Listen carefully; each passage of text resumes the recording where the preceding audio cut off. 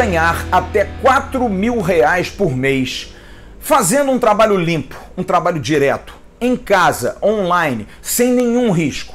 Sabe como? Trabalho legalizado que você não tem que vender produto nenhum, não é nada de pirâmide. Vá aqui embaixo na descrição desse vídeo, tem um link. Você clica ali, paga R$ 67 e tem o passo a passo para que você saiba como você pode ter essa renda extra familiar ou então a sua renda mesmo do mês. Trabalho legal, trabalho direito. Siga o passo a passo e você vai ser feliz, com certeza, trabalhando de casa para ganhar até R$ 4.000. Curta lá! Fala, torcida vascaína, Felipe Tiru de volta na área com muita opinião e informação aqui no seu Boletim AV. Então se você curte o nosso quadro, já larga o dedo no like aí, se inscreve no canal, liga o sininho de notificações para ser avisado sempre que tiver conteúdo novo por aqui e aproveita para seguir a gente também nas outras redes sociais, é só procurar lá pelo @avascaínos. E vamos logo pro assunto, vamos logo repercutir aí essa saída. Abriram os portões de São Januário, tá saindo todo mundo, né? Henrique indo pro Lyon, teve a venda do Tales aí pro New York City. Nessa terça-feira também, sabemos aí, através do Globo Esporte, Carlinhos está de saída, parece que o clube e jogador chegaram ali num acordo amigável para fazer a rescisão de contrato.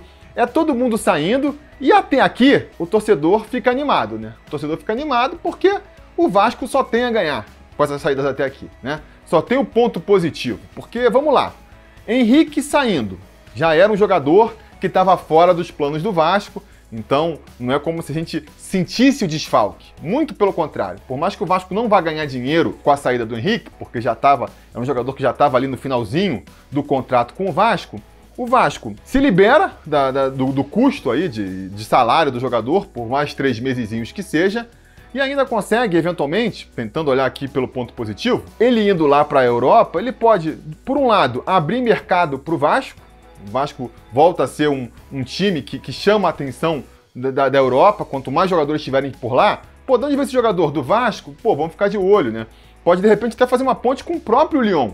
Já tem essa ligação aí através do Juninho, que é o diretor de futebol do clube francês. De repente, leva o Henrique e ele surpreende por lá, pode já ser a ponte para trazer outros jogadores, né? No caso, eles levarem outros jogadores para lá e ser ali uma fonte de renda para o Vasco. É interessante nesse sentido e, de novo, se o Henrique também estoura por lá, exagerei aqui, mas só se destaca e interessa outro clube, acontece uma outra negociação por lá, o Vasco ainda aí, pelo mecanismo de solidariedade, né? Ainda pinga ali um dinheirinho no bolso do Vasco. O Tales, que é melhor ainda, né? Estamos falando de dinheiro vivo mesmo, caindo imediatamente na conta do clube.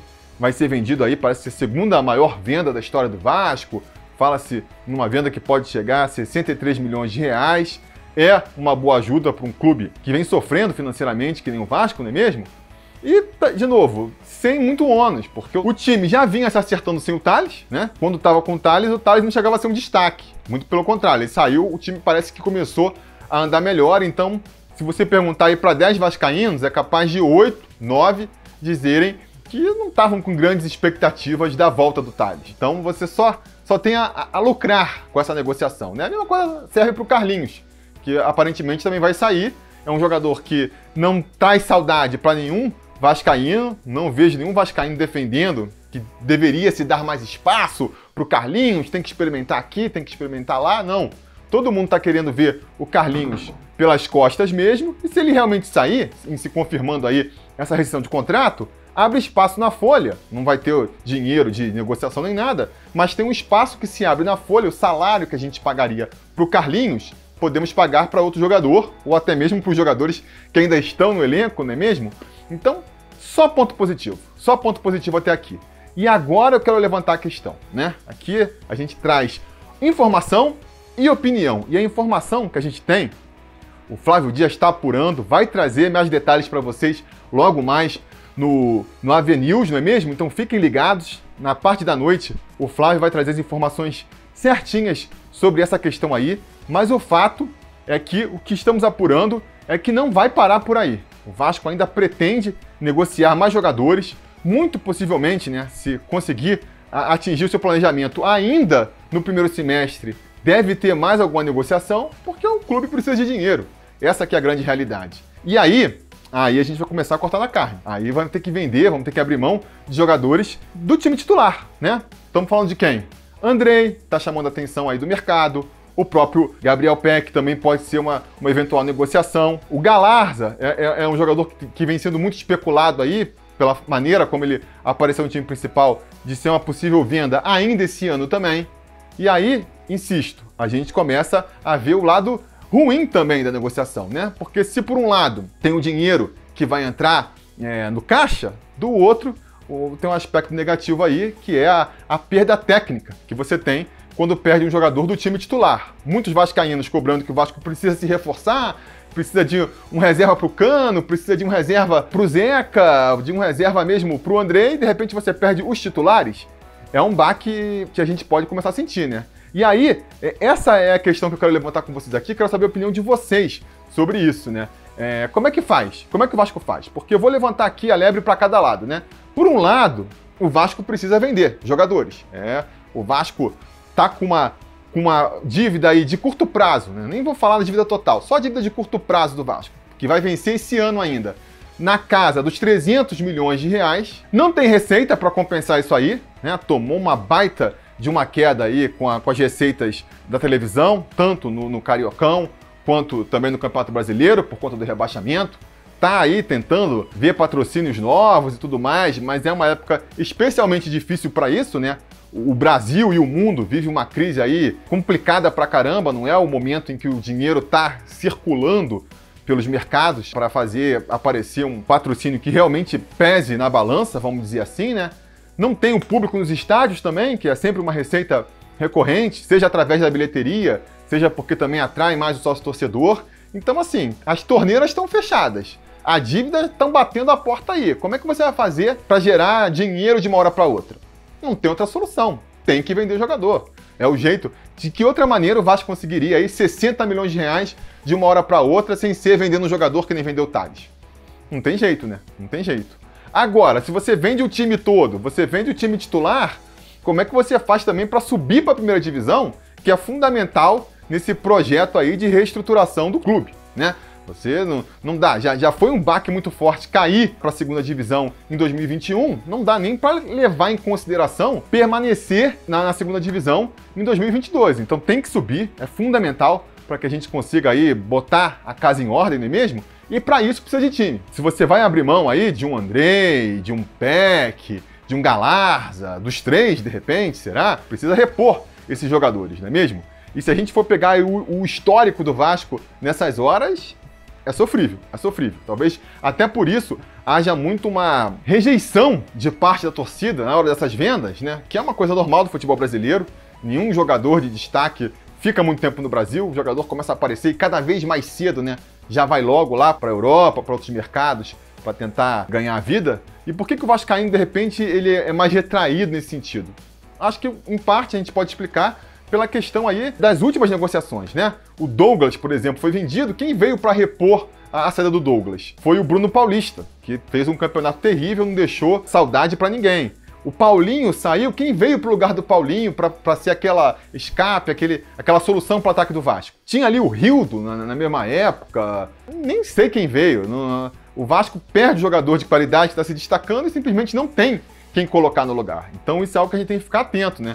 De repente, é importante que o Pássaro já esteja monitorando aí e ver. Se a gente for perder um Andrei, um Galarza, a gente já precisava de um volante, vai precisar de ainda mais, né? Vai no mercado buscar, vai conseguir trazer um jogador que atue com a mesma qualidade.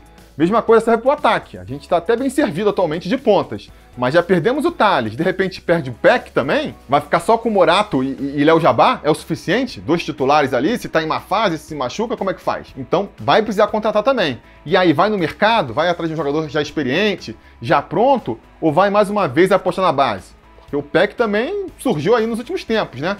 Foi nessa temporada aí, no finalzinho da última temporada para essa, que o garoto, que já vinha tendo chances, mas vinha mal, começou a brilhar. O Galarza também pintou nessa temporada ainda. Então, será que o Vasco consegue, através de um bom trabalho com a base, já conseguir fazer aí essa subida? Será que o Figueiredo é um cara que pode ocupar esse espaço numa eventual saída do Peck? Ou será que a gente tem que buscar na base mesmo? Uma informação interessante, até para ajudar a montar o argumento, é que a diretoria do Vasco, a comissão técnica do Vasco, já mandou de novo para a base ali o Vinícius e o Riquelme. Não é que rebaixou eles para a base. Botou eles para jogar partidas da base, jogar nessa semana aí, para ganhar experiência, para ganhar rodagem. Acho muito interessante. O Vinícius atualmente não tem espaço no time. O Riquelme também ainda não, né? Até porque o Zeca ali é a fominha, tá jogando aí todas as partidas. Então, de repente, você em vez de deixar o garoto treinando, com reserva, no banco, mas sem a menor chance de entrar, que bom que tá botando ele na base aí, bota os garotos para jogar, para recuperar ritmo de jogo, recuperar confiança e de repente lá na frente, se precisar contar com esses jogadores,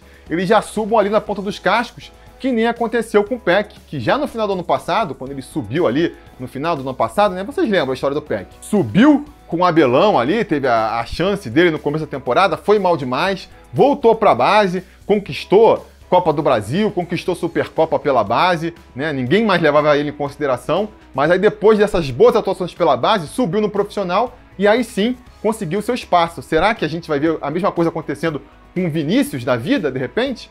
De repente, é uma solução.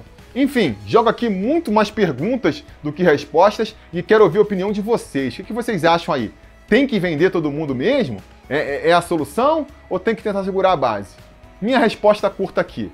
Eu, pensando em uma situação ideal, eu acho que o Vasco teria que tentar segurar os seus garotos o máximo possível. Tem que vender mais cedo ou mais tarde, mas quanto mais tempo você segura, é melhor, porque você tem mais ali, aproveita mais do futebol do garoto, e ele também, em se confirmando o bom futebol, vai valorizando e você consegue vender lá na frente por uma grana maior.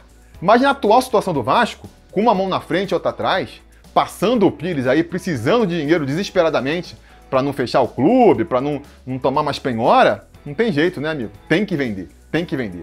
Porque, inclusive, não adianta você ter um time todo estrelado, só com craque, que não paga salário em dia. Aí o time fica insatisfeito, o pessoal começa a fazer corpo mole, aí já viu, né? Aí é que o caldo desanda mesmo. Então, assim, se o preço a se pagar por ter salários em dias e ter um elenco ali mais limitado, mas mais comprometido, mais satisfeito, jogando tudo dentro de campo, for vender algumas peças, que venda, que venda. O importante é ter o salário em dia aí e ter um grupo coeso para conseguir a missão, né, o objetivo da temporada, que é esse acesso para Série A. Quero ouvir a opinião de vocês aqui embaixo, então já deixem aí os comentários. Não se esqueça também de deixar o like e voltar mais tarde, que nem eu já falei. Mais tarde, o Flávio Dias vem aí com a Avenue trazendo todas as novidades de negociação, as passadas e as futuras, não é mesmo? Então, se você quer ficar bem informado, fique ligado aqui no Atenção Vascaínos. Amanhã tem mais boletim a ver aqui com esse que vos fala. Espero ter a sua nobre audiência e até lá a gente vai se falando.